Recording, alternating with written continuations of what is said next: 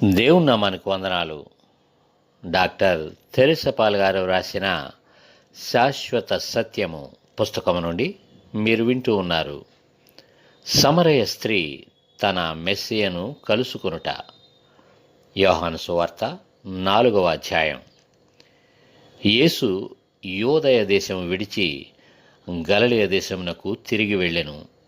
ఆయన సమరయ మార్గమున వెళ్ళవలసి వచ్చిన గనుక యాకోబు తన కుమారుడైన యోసేపుకిచ్చిన భూమి దగ్గర ఉన్న సమరయలోని సుఖారను ఒక ఊరికి వచ్చెను.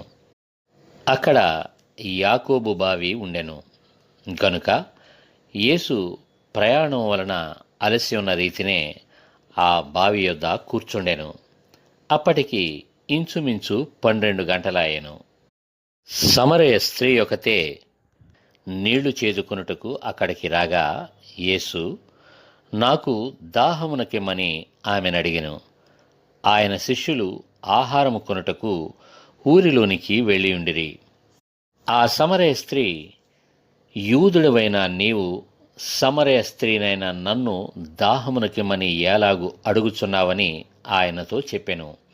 ఏలయనగా యూదులు సమరయులతో సాంగత్యము చేయరు.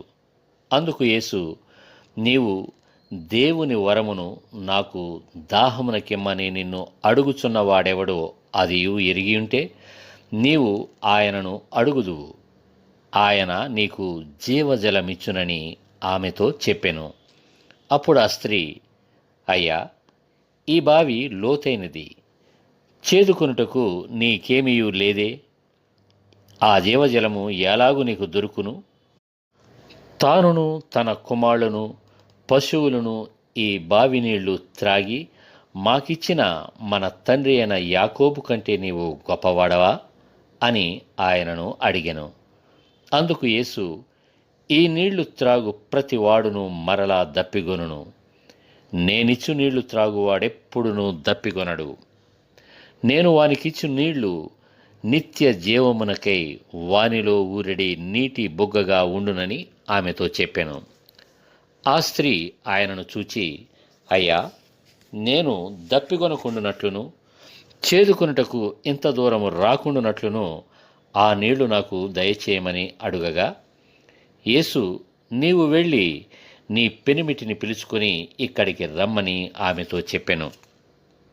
ఆ స్త్రీ, నాకు పెనిమిటి లేడనగా యేసు ఆమెతో, నాకు పెనిమిటి లేడని నీవు చెప్పిన మాట సరియే. నీకు 5 పెనిమిట్లు